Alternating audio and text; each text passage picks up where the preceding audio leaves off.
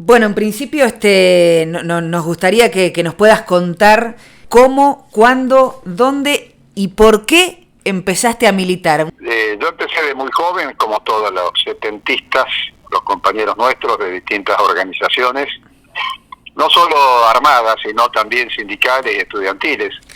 Allá por el año 66, 67, muy vinculado a los temas sociales.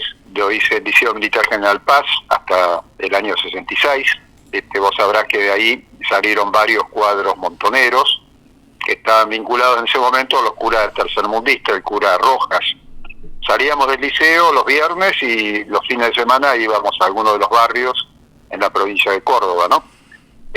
Bueno, eso nos fue marcando. Después me fui a estudiar Ingeniería Química en la Universidad Nacional del Litoral. Ahí fui dirigente estudiantil. Nos vinculamos con la CGT de Raimundo Ongaro, la CGT de los argentinos, y de ahí directo al armado de las organizaciones revolucionarias en los congresos del 67 y 68. 69 paso a la clandestinidad en un conflicto ferroviario, y septiembre de 71 caigo preso en la provincia de Tucumán. La pertenencia a la organización Montoneros, que es la que yo milité políticamente en todos esos años, es la que me lleva después a ir a las cárceles de Devoto, de Chaco, el buque Granaderos, en la época de la dictadura del 66 al 73 del general Onganía, eso que se llamó o se dio en llamar la Revolución Argentina, hasta que recalamos en lo que la dictadura en ese momento llamaba las cárceles de máxima seguridad, entre ellas la del penal de Rawson, provincia de Chubut. Una rápida síntesis, un recuento de esos años. Fernando, ¿cuál era el contexto de época cuando caíste al penal de Rawson? Bueno, importante la pregunta, porque muchas veces muchos compañeros piensan que hubo una continuidad de dictaduras militares. En realidad estábamos hablando de la dictadura militar del año 1966 y que culmina con una derrota electoral donde asume el presidente Cámpora en 1973. Después tenemos un corto periodo de gobierno del 73 al 75, que es el proceso, digamos, bastante tumultuoso, que termina con el golpe de Estado de Videla, Macera y Agosti. O sea, el contexto de lo de la fuga de Rawson se da en esta primera dictadura militar. A nosotros como generación nos tocaron dos procesos militares, ¿no? La de Revolución Onganía y la más terrible de todas, la del año 76, de Videla, Macera y Agosti. Y el periodo democrático muy cortito de 3 años, donde tenés la injerencia, la desestabilización de gobierno, las acciones de grupos paramilitares que en ese momento se llamaban la Alianza Anticomunista Argentina.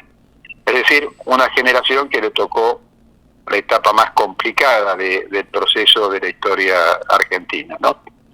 Aquellos privilegiados de la época de Eva Perón, en ese momento nuestra generación tendría entre los 5 y los 8 o 9 años, nos tocó un poco el contexto de las proscripciones, las dictaduras, las persecuciones y las desapariciones. Fernando, ¿y qué recordás de Trelew? ¿Qué nos podés contar? Primero en relación a cómo ustedes lograron escapar. Bueno, era una cárcel de máxima seguridad, no solo para las organizaciones revolucionarias. Había compañeros y compañeras. Vos sabés que había 2 pabellones de mujeres que también eran consideradas en máxima peligrosidad. Estaban los dirigentes sindicales como Agustín Tosco, los compañeros de Citrac-Citran, un gremio muy combativo de la provincia de Córdoba, los compañeros de la FOTI, el gremio azucarero de Tucumán, también de luchas obreras del norte más que importantes, dirigentes estudiantiles, es decir, había una población de presos políticos de cerca del orden de algo más de los 200. En la fuga del penal de Rawson participan 120 compañeros, lo cual da una idea del grado de organización y del grado de participación. Si no hubiese participado ese colectivo, difícilmente se podría haber concretado una fuga de un penal de máxima seguridad. ahí se redujeron más de 180 hombres armados, para dar una idea. Entonces, ese es uno de los rasgos importantes, lo colectivo. Y lo otro es la unidad, que siempre la rescatamos y la destacamos cada vez que hablamos un 22 de agosto en homenaje a los compañeros. 3 organizaciones que participan activamente: el RP, Ejército Revolucionario del Pueblo, las Fuerzas Armadas Revolucionarias y Montoneros, a la cual pertenezco, que lograron en la cárcel un proceso de unidad muy importante, quizás mucho más profundo de lo que todavía existía afuera, donde las condiciones de reuniones por la clandestinidad se dificultaban. Y además creo que la calidad de los compañeros, que la mayoría eran compañeros de conducción de sus organizaciones, generaron un acuerdo muy sólido, con una metodología muy simple: ponerse de acuerdo en lo que estamos de acuerdo y también ponerse de acuerdo en lo que estamos en desacuerdo, y permitir que la práctica ingrese a esos desacuerdos para ir acercando un poco las conclusiones, las verdades, el bochín, como decimos nosotros, ¿no? Y del momento en que vos y algunos compañeros logran escapar, ¿qué nos podés contar? Bueno, la acción de la fuga, que debía de realizarse en no más de 10 minutos mínimo y 15 máximo, se hace tal cual estaba planificada, o sea, con una sincronización muy importante. Hay un solo desfasaje, que hay un enfrentamiento con el guardiacárcel que cae, que es Valenzuela, que reconoce que la última guardia, la guardia de ingreso a la cárcel, en la periferia de la cárcel, que es que donde hay un enfrentamiento armado, porque este muchacho reconoce a una de las compañeras y se arma un tiroteo que él cae herido. El resto de los hombres armados son reducidos todos sin ningún enfrentamiento, ningún tiroteo ni ninguna acción de mayor violencia que la que tomar el penal solamente. Lo que sale mal, que es una señal, la señal desde el pabellón de las mujeres de arriba, que los compañeros de afuera, los que traían los camiones y los vehículos, malinterpretan y creen que la acción no se había realizado, no se había concretado, no se había iniciado. Eso obliga a que se replieguen, se retiren, y cuando nosotros terminamos de tomar el penal, nos quedamos sin vehículos. Y solamente ingresa el vehículo de un compañero de las Fuerzas Armadas Revolucionarias, después va a ser de una sola organización, Montoneros, Carlos Holberg, con 18 años, que estaba en un Ford Falcon, que siente el tiroteo externo y se vuelve diciendo: hay algún problema, los compañeros me necesitan, con esa audacia y con esa convicción y decisión. Y efectivamente ese vehículo es el que nos permite llegar al aeropuerto, donde el avión, ya nos habíamos demorado por esta circunstancia, donde el avión estaba carreteando en la pista cuando llegamos a ese aeropuerto, ¿no? Contanos un poquito más. Se suben al avión, contanos cómo fue ese viaje. El avión estaba por despegar. Obviamente la acción se realiza usando el efecto sorpresa, es decir, no esperaban que la acción se hiciera de adentro de la cárcel hacia afuera. Ellos esperaban que podía haber algún intento de fuga, pero copando de afuera la cárcel hacia adentro. En esto hubo siempre una discusión con los compañeros de las organizaciones afuera, que sostenían que era un tanto audaz o disparatado o casi dificultoso, por no decir imposible, pero nosotros habíamos logrado, a través de otra cosa que nosotros decimos el principio de masa, no siempre en las fuerzas represivas hay un sector que responde al campo nacional popular o que es sensible. En este caso era un guardia cárcel de origen peronista, que había estado en la época de Cámpora, había estado preso en el sur, que es el que nos permite introducir un uniforme militar y la única pistola, dificultosamente, lleva un tiempo que logramos tener adentro del penal, que es la que se esconde en el anterior plan de fuga, que era el túnel, que se tiene que desechar por la cantidad de humedad que se estaba dando en la zona, y es un terreno muy de mucha arcilla y mucha piedra chica, pequeña, o sea, los derrumbes eran bastante complicados, y la distancia de ese túnel, si bien ya había pasado la parte del edificio para llegar al perimetral, es decir, al muro, todavía nos faltaban unos cuantos metros. Entonces, sirvió de escondrijo, de embute para el uniforme, y para esa pistola, para utilizarla en el momento de la fuga. ¿Cómo se inicia la fuga? Con una simulación de una inspección militar.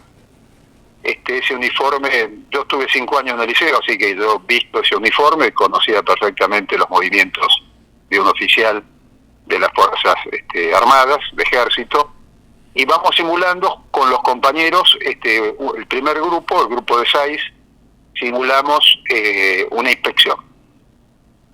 Llamamos al jefe de guardia, el jefe de guardia asiste, se lo llama porque se simula una pelea en el pabellón nuestro, se lo reduce, inmediatamente se reduce los 2 pabellones de arriba donde estaban las compañeras, y de ahí vamos reduciendo los 6 pabellones, la administración, la puerta de salida, la sala de guardia, las garitas, y la guardia de reserva que estaba aledaña al penal, que eran 80 hombres armados, que en ese momento la mayoría estaba en descanso. Bueno, eso se hace, imagínate, en ese tiempo que te describo, ¿no? Rápidamente. Si no había una organización colectiva estudiada, sincronizada, imposible. Fernando, bueno, después algunos logran escapar, ocurre la masacre a los compañeros y compañeras que se quedaron. ¿Qué significó esa masacre? Se habla de como una especie de resurgimiento de las juventudes o del acercamiento de las juventudes a la política a partir de lo que fue la masacre de Trelew. ¿Vos considerás que eso es así? ¿Que fue así? Sí. Fue realmente así. Lo que pasa es que para nosotros fue más que doloroso, porque en eso, imagínate, estaba la compañera de Roby Santucho, que estaba embarazada, estaba mi compañera, además compañeros entrañables, digamos. Habíamos logrado un proceso de unidad y de trabajo colectivo muy importante. Y cuando nosotros llegamos al aeropuerto, paramos el avión. Ahí se descubre que en realidad el avión lo habían tomado el gallego Fernández Palmero, Ana Weins y el petizo Ferreira, que eran compañeros de la FARC y del ERP, tres compañeros que estaban arriba del avión. Cuando logramos subir al avión,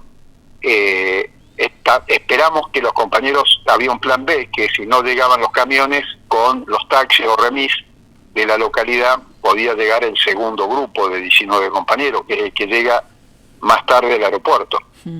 Ahí, como la demora estaba más pasando el tiempo estimado, donde nosotros pensábamos reaccionaba la base de la Marina, de la base Almirante Sar, que es una base de Marina de Infantería de la Marina, decidimos levantar vuelo ante la posibilidad que nos pusieran un vehículo blindado en la pista para impedir que despegue el avión, y damos vuelta en círculo esperando a los compañeros. Los compañeros llegan, es más, yo creo que había tiempo para que el avión aterrizara, pero los compañeros no toman contacto con nosotros, controlan el aeropuerto, controlan la torre de comunicaciones, y no se comunican con nosotros, especulando en que el riesgo de que aterrizara el avión significaba el fracaso total de la operación. O sea, estiman que por lo menos el primer grupo pudiera fugarse. Cuando toman contacto con nosotros, el avión ya está prácticamente dejando de dar vueltas en círculos, yendo hacia Puerto Montt, bombeando hacia Puerto Montt, en Chile. Los compañeros se rinden ante juez federal, ante la prensa. Hay un documento histórico ahí, que es la conferencia de prensa de Pedro Bonet, María Antonia Garder y Alberto Camps, que es histórica, y si pueden, recomiendo que la escuchen, porque creo que es el legado histórico que dejan los compañeros. Y lo otro que uno recuerda de eso, es ante la masacre, es la despedida de Agustín Tosco, que lo hace a capela, a voz, desde su celda, pidiendo a los compañeros después de la masacre del 22 de agosto. Ahora, nunca imaginamos o no supusimos que tenía tal magnitud que el sepelio de cada uno de los compañeros en cada una de las provincias, como decías vos, despertó no solo una indignación de la población, sino un nivel de participación de nuestro pueblo realmente increíble. Estas cosas que se dan, que cuando uno ve lo que realmente representaban los compañeros en cada una de sus provincias, esto que hoy es tan escaso, que es el criterio de representatividad en la política, viste que están de moda los operadores, uno toma conciencia que fue así, fue una irrupción masiva de la juventud a la acción política, pero no, de todas las organizaciones, las peronistas, las no peronistas, las armadas, las sindicales, las estudiantiles, absolutamente todas. Fernando, te agradecemos mucho por compartir este relato, un pedazo, un capítulo fundamental de nuestra historia política. Por favor, es una obligación que tenemos los que de alguna manera tuvimos esa experiencia y todavía estamos para contarlo, ¿no? Un abrazo grande. Muchas gracias a ustedes.